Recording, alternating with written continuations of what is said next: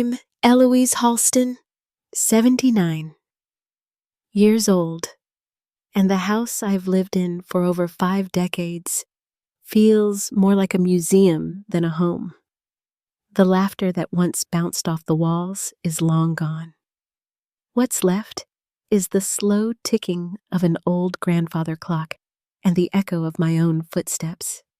I used to host Sunday dinners with roast beef and my husband carving at the table.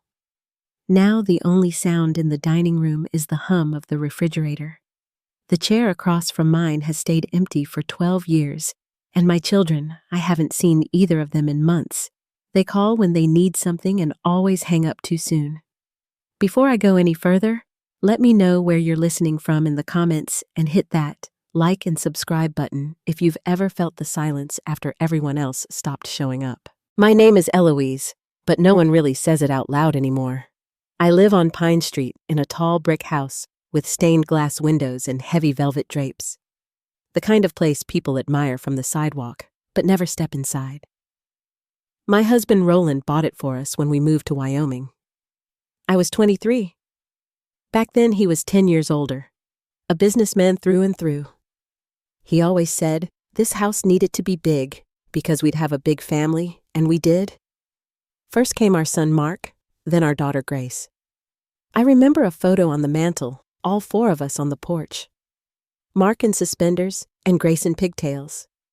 Roland had his arm around Mark. I had Grace in my lap. We were all smiling, like we had no idea what time would do to us. Grace left right after high school, said this town was too small for her dreams. She moved out to Seattle, started a nonprofit, something with education. We talk now, and then she calls on birthdays and sometimes sends photos of the kids, but she's always in a rush and always says she'll come visit soon. Mark's story is different. He stayed nearby, but never really stayed with us. He bounced from job to job, always chasing some business idea that never worked out. A clothing store, then a barbecue place, then something with online sales each time I gave him money. Not because he asked, but because I offered. He was my firstborn, and I thought I was helping after Roland passed. Mark came around more often, or maybe it just felt that way because of the quiet. He'd stop by, say he was checking on me, ask how I was doing, and by the end of the visit, there'd be another pitch, another plan, another check written. He married a woman named Dana not long after Roland's funeral. Beautiful, sharp, dressed like she was always heading to a board meeting. She didn't talk much when they visited. Mostly looked around, like the house was an antique shop. Eventually, even those visits grew shorter. Mark would text instead of call. "Happy birthday. Mom, hope you're doing well," with a gift card to a store I'd never heard of. I still kept the house running, the way Roland liked the carpets vacuumed once a week. The books dusted the silver, polished, and when the silence got to be too much, I'd sit by the window and watch the sunlight move across the floor on that particular Sunday. The pain in my knees had been worse than usual. I took my pills and stared out at the neighbor's yard, watching Eunice Thorne trim her hydrangeas. She waved, and I waved back. She was the only person who came by with any regularity, other than Martha, my housekeeper. And then the phone rang. I checked the screen. Mark's name lit up. He said he was nearby, said he'd stop in for 5 minutes. I told him I'd be happy to see him, and I meant it, even after everything. Even though I knew exactly why he was coming, I asked Martha to make the good coffee and set out the shortbread cookies he liked. I went to the bathroom, brushed my hair, dabbed on a bit of lipstick, Roland used to say. I looked elegant, no matter the year. Mark arrived half an hour later with polished shoes and the same smooth charm he always carried. He talked about a boutique hotel project in the mountains, said it was nearly done, just needed a little help to get across the finish line.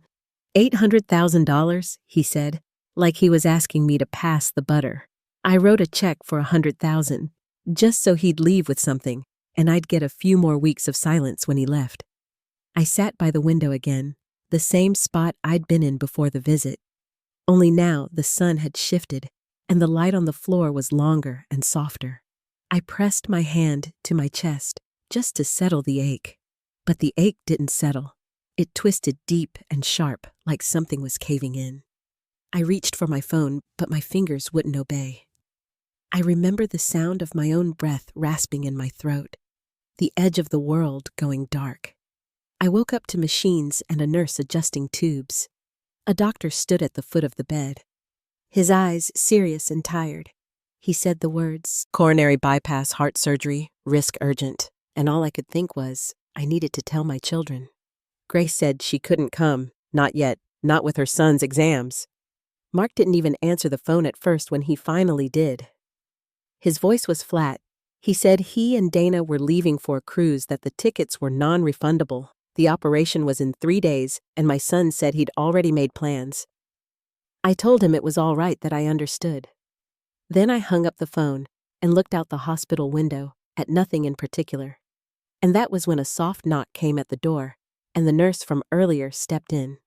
Her name was Evelyn, and somehow, just the way she stood there in the doorway made the whole room feel less cold. The morning light filtered in through the blinds, casting quiet stripes across the hospital floor. I lay still for a long time, listening to the faint hum of machines and footsteps in the hallway. The room smelled faintly of antiseptic and starch, but it wasn't unpleasant. Just quiet. I hadn't expected that kind of silence to feel heavier than the pain in my chest. The nurse from the night before Evelyn came in with a clipboard and a small smile. She moved gently, checked my vitals, and asked if I wanted the blinds open all the way. I nodded. The air outside was crisp. I could see frost on the corner of the window. Evelyn sat beside me after the checkup. She didn't say much at first, just sat. It felt good to have someone there. Eventually, she asked if I'd heard back from my son. I told her I hadn't, not since the text. She didn't ask what it said, but I showed her anyway. Just slid the phone across the blanket.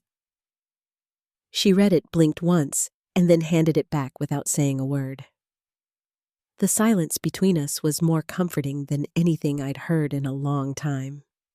Later that afternoon, I was sitting up when the television flickered on with a travel segment. Cruise ships, blue water. Passengers waving at the camera, champagne glasses raised. The screen cut to a clip of passengers boarding a Mediterranean liner, and there they were, Mark and Dana. Laughing, arms around each other. Dana had on a wide-brimmed hat and dark sunglasses. Mark looked sunburned and happy. I stared at the screen long after they passed out of view. No one in that frame looked like they were thinking about me or the surgery scheduled in less than 48 hours. I spent most of that evening alone. A few nurses came and went. Martha, the head nurse, helped adjust my pillows.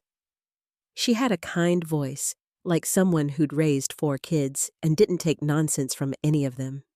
She asked if I wanted to call someone. I said no. I didn't want to explain to anyone else why I was here alone. Just before bed, Evelyn returned. She brought a small basket wrapped in linen. Her mother had made cookies, and she'd tucked in a copy of the local magazine. I thanked her, and we sat for a little while. She asked if I was nervous. I said yes, not just because of the surgery, but because of everything else. The quiet, the not knowing if anyone would show up. I told her Grace was trying to get here next week, that Mark was on a cruise. Evelyn nodded and said she'd be on my surgical team tomorrow. She specialized in cardiac nursing and had asked to be assigned to the case. I didn't know what to say, just squeezed her hand and told her I was glad. That night, I couldn't sleep. I kept thinking about Mark at 6, sitting on the kitchen floor with a scraped knee, asking me to kiss it better. Mark at 12, proudly holding up a ribbon from a swim meet. Mark at 16, crying after wrecking Roland's car. Every memory blurred together. Every time I'd covered for him, paid for something, forgiven something. The years stacked up like boxes in a forgotten attic. I must have drifted off sometime before morning. When I opened my eyes again, it was still dark, but the clock said 5. Evelyn came in not long after. She checked the IV line and smiled at me. Said it was normal to be nervous and that she'd be right there the whole time. I believed her. At 7, the pre-op routine began. questions from the anesthesiologist. Blood pressure, temperature. I signed a few forms without reading too carefully. My mind wasn't on the paperwork. At 8:30, there was a knock. It was Theodore Garland Rowland's old friend and our family notary. He looked older than I remembered, but stood tall and moved like someone with purpose. He carried a leather briefcase and a quiet seriousness. He pulled up a chair beside me and laid out a copy of my current will. "You're sure about this?" he asked. I was. I told him what had happened. I told him about the message from Mark. I handed him the phone so he could read it himself. Theodore's expression didn't change much, but his eyes narrowed just a little. "I want the house and most of the estate to go to Evelyn Thorpe," I said. "And I want the rest divided in a way that reflects who's been there for me." He listened. He didn't interrupt. When I finished, he opened the briefcase and started drafting the new will. It didn't take him long, just a few clarifying questions. I told him Grace would receive a portion along with her favorite book collection. Each of the grandchildren would get something modest but fair. I paused when he asked about Mark and Dana. "Leave them the family crypt," I said. "If they're so eager to bury me, they can have the plot." Theodore didn't laugh, not out loud, but the corner of his mouth twitched. He brought in 2 nurses to witness the signing. One was Martha. The other was a younger nurse named Sarah. They stood quietly as I signed every page. Theodore sealed the documents with his notary stamp and tucked them back into his case. "I'll file them with the court today," he said. As he stood to leave, I asked him for one last favor. "Don't tell Evelyn," I said. "Not yet. I'll tell her myself." He nodded. He understood. At 9 sharp, they came to take me to the operating room. Evelyn was waiting just outside the door. She held my hand while I was wheeled in. I didn't say much, just thanked her. She squeezed my fingers and said she'd be right there. The lights above me were bright. I counted backwards from 10. I remember getting to 8. When I woke up, everything felt distant. My throat burned. My chest was tight. Evelyn was there, blurry at first, then clearer. She said the operation had gone well, that I'd done just fine. I slipped in and out of sleep for the rest of the day. Recovery was slow but steady. On the 3rd day, they moved me to a regular room. Evelyn visited every shift, even when she wasn't assigned to me. She brought crossword puzzles and chamomile tea. The room didn't feel so quiet anymore. Grace called every morning. She said she'd be there by next week as soon as Oliver's exams were done. Eunice came by with soup. Theodore brought lilies and a box of chocolates. Mark didn't call. Not once.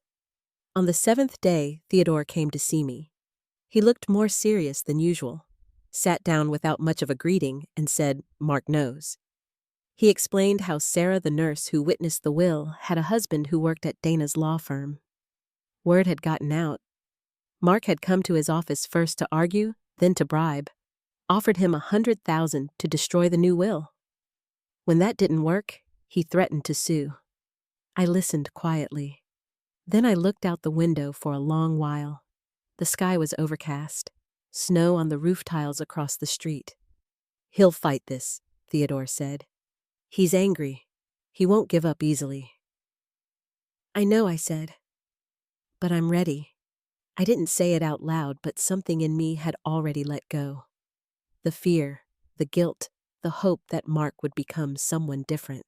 I'd done what needed to be done. The rest was his to carry. Theodore stood up to leave. He rested his hand gently on my shoulder. "I'm with you," he said. That night, after everyone had gone, I turned off the television and sat in the quiet. The house back on Pine Street would still be waiting. So would the conversation with Mark.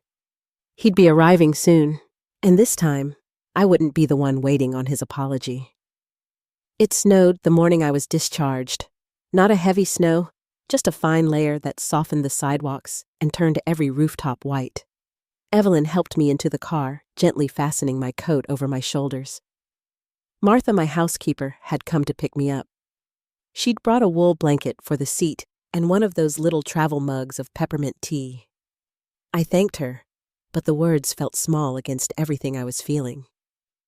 As we pulled away from the hospital, I looked back at the brick building through the frosted window. I didn't say anything. Neither did Martha. She knew when quiet was best. Back at the house, everything was as I'd left it. The porch light was still on, probably forgotten the night of the ambulance ride. The ivy along the fence had lost its leaves. Inside, the air was stale but familiar. My chair by the window, the floral rug, the scent of beeswax and old wood. I stood in the front hallway for a moment just to take it in. Then I took off my coat and folded it over the banister. Martha helped me settle back into my routine. Meals at regular times, medications laid out on the counter. A quiet hour in the morning for reading. I moved slowly, but with purpose. The cane helped on the stairs. Grace called every day. She asked about my sleep, my appetite, if I'd been doing the breathing exercises the doctor had recommended. She was planning to visit as soon as Oliver's final exams wrapped up. Said she'd bring the boys with her. I told her there was no rush.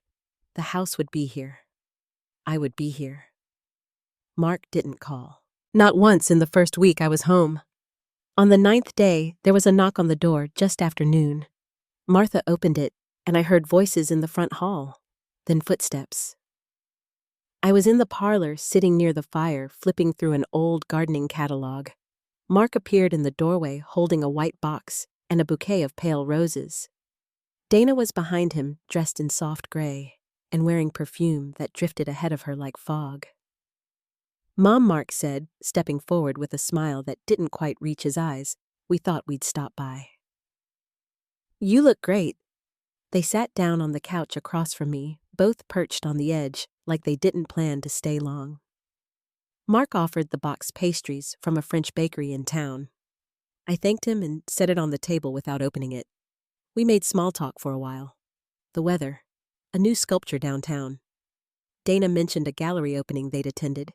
She spoke like she was reading from a brochure. I listened and nodded. Eventually, Mark asked how I was managing. Is Martha staying the whole day? He asked. Do you need someone full-time? Dana and I were talking, and we thought, maybe you should come stay with us for a while. Just until you're back on your feet. I looked at him and said, no thank you. The house was fine. I had help. Friends nearby. A routine. Mark hesitated, then tried again. It's just, that place is a lot to keep up with. Wouldn't it be easier to let us take care of you for a while? Dana smiled, but it didn't soften her face. I told them I'd already hired a private nurse for the mornings, that Evelyn stopped by in the evenings when her shift allowed. Mark's brow creased. A private nurse, he repeated. That must be expensive. I didn't answer. He cleared his throat. Well, you know I'd help, if you needed it. They left soon after. Said they had dinner reservations. Mark kissed my cheek. Dana nodded goodbye. As they walked down the front steps, I watched from the window. The roses sat untouched on the table. I went back to my chair and opened the catalog again, though I didn't read a word of it. A few days later, Theodore stopped by with some documents. I'd asked him to review a few old accounts and update me on the status of the trust. He stayed for tea and gave me a brief summary, nothing urgent, just standard updates. As he was getting ready to leave, he hesitated at the door.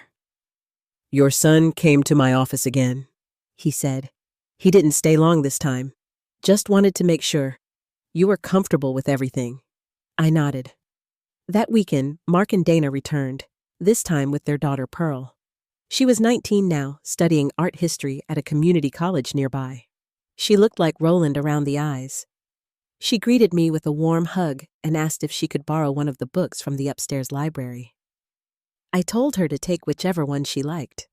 We had lunch in the dining room. Martha made chicken salad and fresh rolls. Dana complimented the tablecloth. Mark asked how I was sleeping. There was a rhythm to their visits, always the right gestures, the polite questions, the carefully timed concern. Pearl stayed quiet for most of the meal, occasionally glancing at me as if she was waiting for something. After dessert, I excused myself to rest.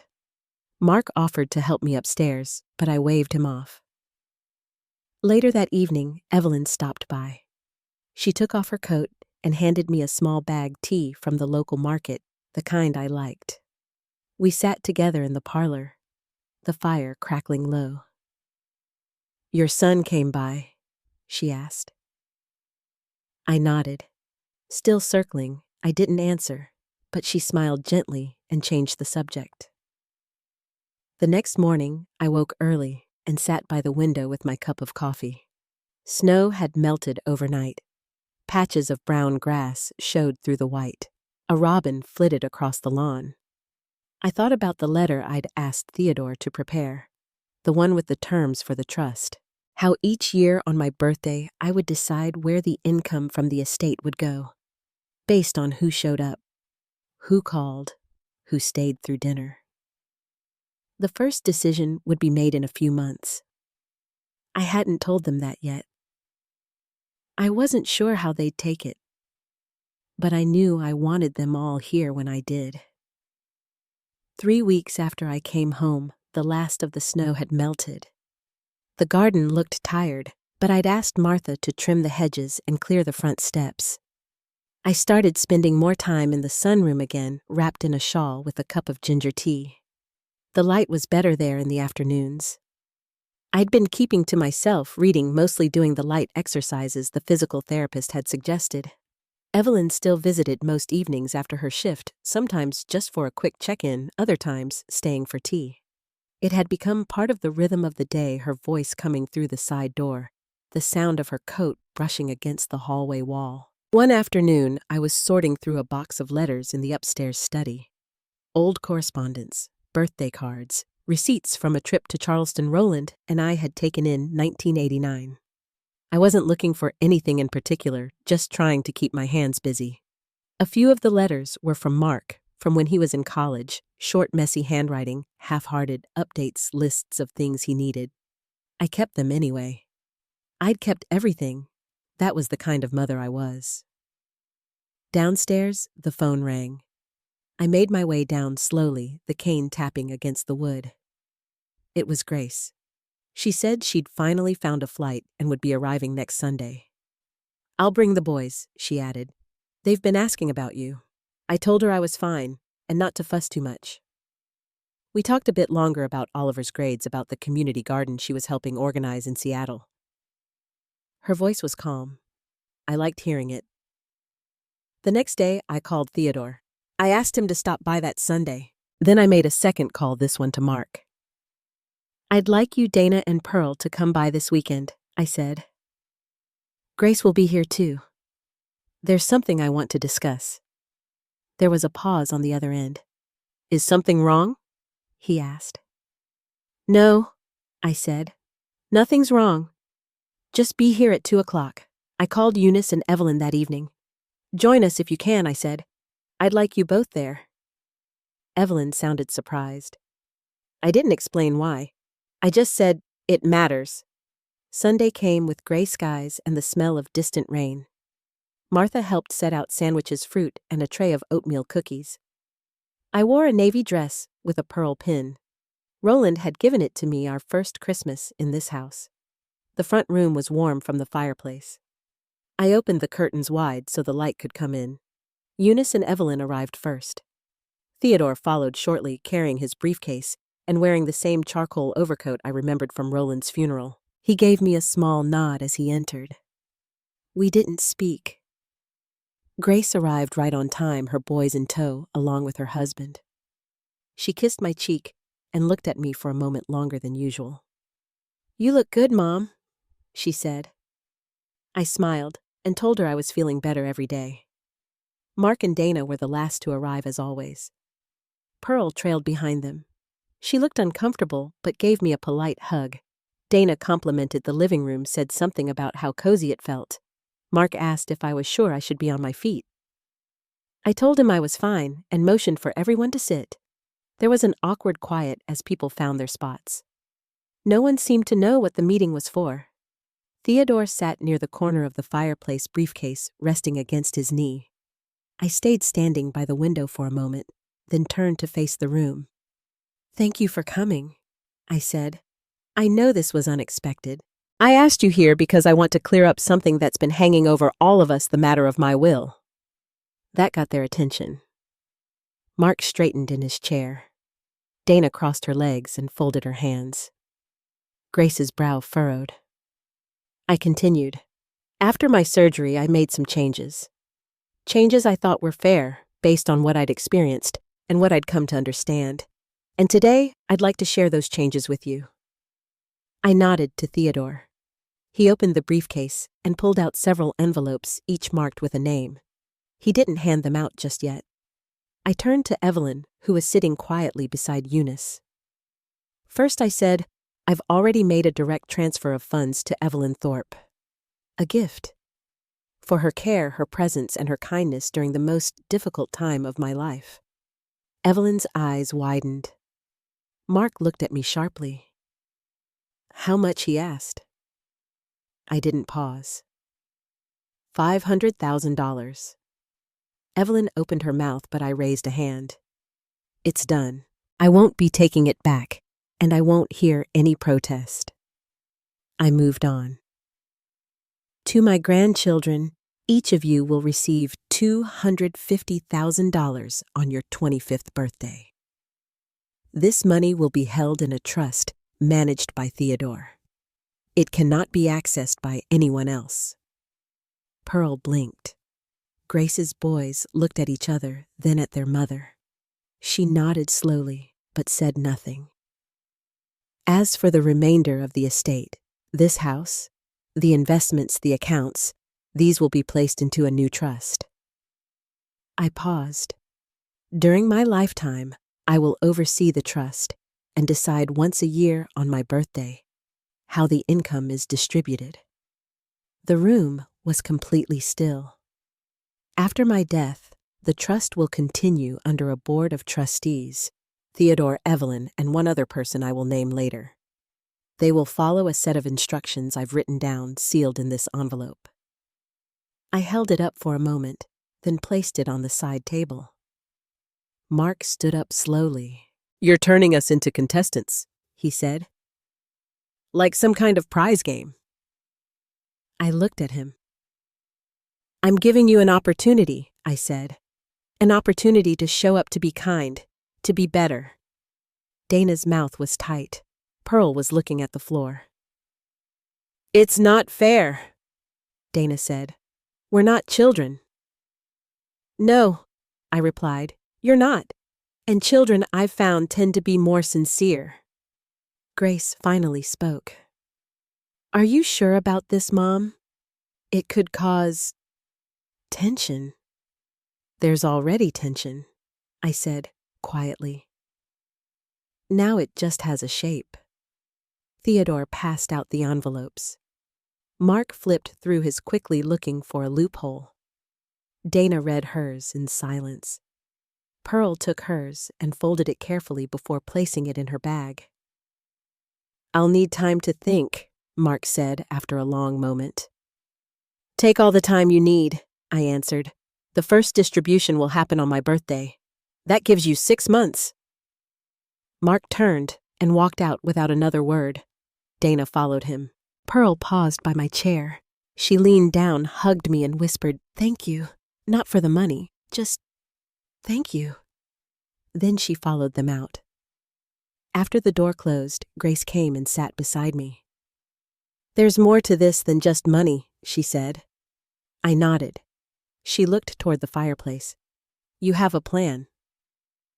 I didn't answer, but she smiled faintly. When the others had gone, Evelyn lingered. She sat quietly watching the fire. "That's a lot," she said finally. "Too much, maybe." I shook my head. "You were the only one who showed up when it mattered." She didn't respond right away. "Do you think your son will change?" she asked. I looked at the window where the clouds were starting to break. A few patches of sun touched the bare trees. I don't know, I said. But now, he has a choice. The next few weeks passed with a kind of quiet purpose. I went back to keeping a daily rhythm, reading in the mornings, small tasks around the house, walks along the sidewalk when the sun broke through. Evelyn still came by in the evenings. Sometimes she brought soup. Sometimes we just sat and listened to the news on the radio. Martha had begun putting out the spring linens, swapping out the dark cushions for brighter ones. Even the light felt different. Grace called regularly, asking if I needed anything. I told her the same thing each time I had what I needed. I wasn't trying to keep her at arm's length, but I wanted to give her space too. She had a life, a family, and I'd asked enough of her already. The real work was happening elsewhere. Mark hadn't called since the meeting. He hadn't sent a note or stopped by. But I knew something had shifted, even if he hadn't said it out loud. Dana had posted a picture of their garden on the neighborhood board, early spring cleanup. She'd captioned it. The lawn was mowed. The roses had been pruned back. I noticed the effort, even if it wasn't directed at me. One Saturday morning, just after breakfast, the doorbell rang. I wasn't expecting anyone. I walked slowly to the door and opened it to find Pearl standing on the porch, holding a paper bag and wearing a denim jacket. "Hi," she said, "I brought you something." She came inside and handed me the bag. It was a lemon pound cake, slightly tilted in its container. "I made it last night," she added with Evelyn's recipe. "She said it was your favorite." I invited her to sit. We had tea in the kitchen. She asked about the old photographs on the wall. The black and white ones of my parents, the one of Roland on his bicycle. She listened quietly, like she was trying to memorize the details. After a while, she said, "My dad thinks you're trying to teach us a lesson." I didn't respond. She took a sip of tea. "But I think maybe you're just telling the truth." That afternoon, I sat down with Theodore and went over the next distribution instructions. We didn't change much, just clarified a few terms. I added a note to Pearl's file: engaged in genuine conversation shows curiosity-initiated visit without prompt. Theodore raised an eyebrow. I just nodded. A week later, I received a card from Oliver. A drawing, actually a crayon sketch of a cat wearing glasses, standing under a tree. Grace had written a small note on the back. "He says it's you reading in the garden." I pinned it to the fridge. Then one evening, near the end of April, I received a call from Eunice. "You may want to sit down," she said. "Your son's on the evening broadcast." I turned on the television. There he was, Mark standing in front of a podium at a fundraiser for the local library renovation. Dana stood beside him, nodding as he spoke. He talked about the importance of community spaces, the value of public education, and the legacy of giving back. He mentioned Roland by name. He mentioned me. After the event, I received another card, this one from the Library Foundation. A simple thank you for a donation made in my name by M. Roland Everett Jr. and family. The next morning, Mark called. His voice was quiet, careful. "I'd like to stop by," he said. "Just me this time, if that's okay." He arrived later that afternoon. No flowers, no box of pastries. Just himself wearing an old wool coat I remembered from years ago. We sat in the parlor. I offered coffee, but he declined. There was a long silence between us. "I've been thinking," he said finally, "about everything. About Dad. About how we handled things after." He looked at the floor. "I wasn't kind to you. Not really. Not in the way that mattered." I didn't say anything. I let him speak. I thought showing up meant bringing gifts, saying the right things. But maybe it just means sitting here. I reached for the envelope beside me, the one labeled for the upcoming birthday. I handed it to him.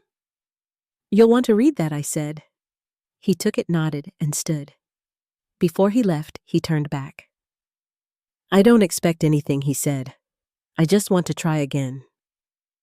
After he left, I sat by the window and watched the sky shift from gray to lavender. The tree buds had opened overnight. The wind carried the faint scent of lilacs. I stayed there until the room dimmed. That night, I pulled out the ledger and made a new note. Mark visited alone, spoke honestly. No expectation of reward. I folded the page and tucked it away. 2 days before my birthday, Grace called to ask if I'd decided on the menu. I told her I hadn't, and she offered to handle it. "Keep it simple," I said. "No need for anything fancy." She laughed. "Too late, Mom. I already ordered linens." That Sunday, I woke up early and sat by the window. The trees outside were thick with leaves, now a full canopy of green. Martha had put out a new welcome mat. The front porch had been swept clean.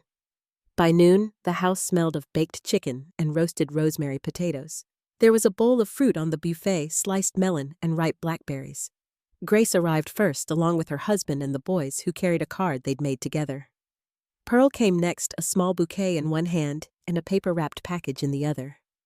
She gave me a quick hug, then helped Grace in the kitchen. Mark and Dana arrived just before 2. He carried a bottle of wine. Dana wore a light blue dress and offered to set the table. "It looks beautiful in here," she said. "You've always known how to make a home feel warm." I nodded, thanked her, and motioned for everyone to sit.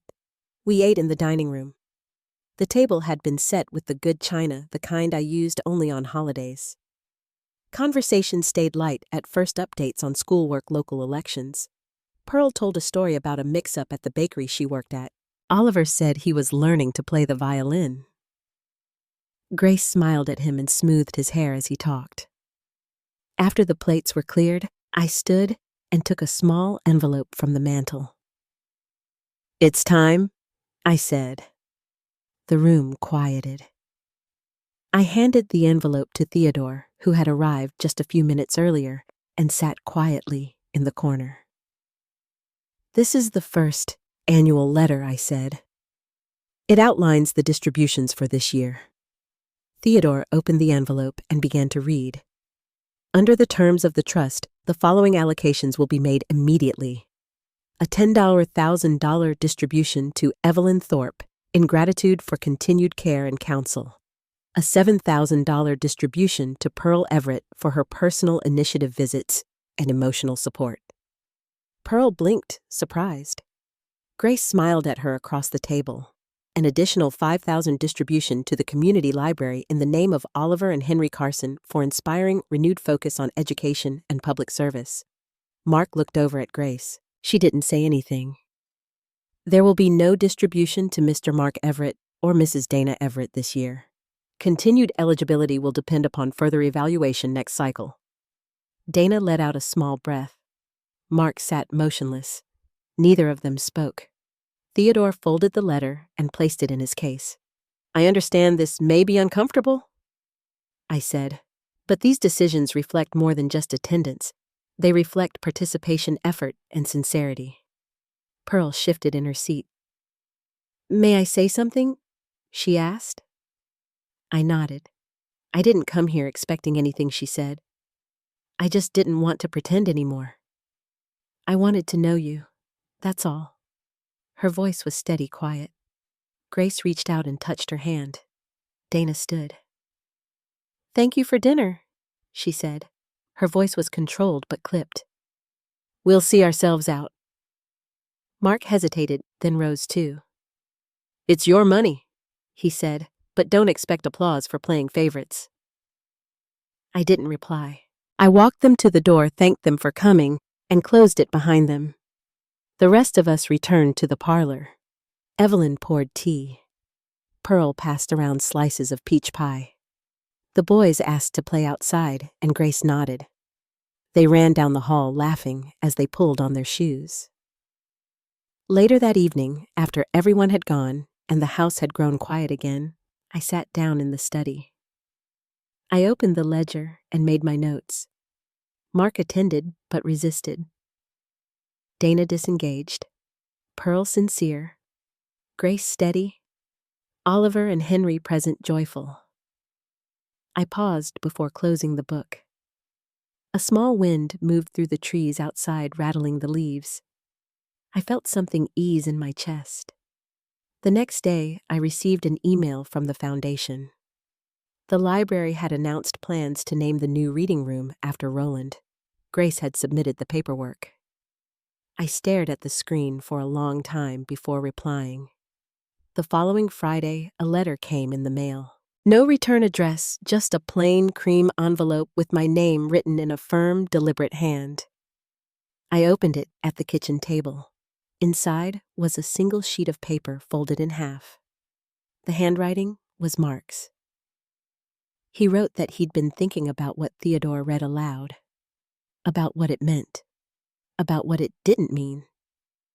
He said he hadn't understood until recently that absence isn't always a matter of distance.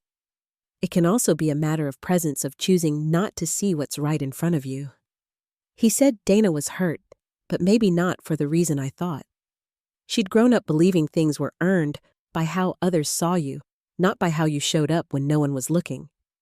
He said that wasn't an excuse, just something he was finally beginning to understand. At the bottom, he wrote, "If you'll have me, I'd like to learn." Slowly, but properly. I kept the letter beside my chair for a few days. I didn't rush to respond. The next week, Grace brought over a stack of paperwork for the new library wing. She'd volunteered to help manage the fundraising efforts. They want to name the reading room after Dad, she said, placing the folder gently on the table. They want you to write the dedication. I said I'd think about it. She stayed for tea, and we sat in the garden while Oliver drew in his sketchbook. The sun was out, but the breeze still held a bit of spring's edge. On Sunday, Pearl stopped by with a potted fern she'd found at the market. "I thought it would look nice in the back window," she said. We walked it out together. She knelt and placed it in the sunlight. "Have you talked to Mark?" she asked. I told her about the letter. She nodded quiet. Later that afternoon, I called Theodore. "I'd like to update the schedule," I said. "It's time."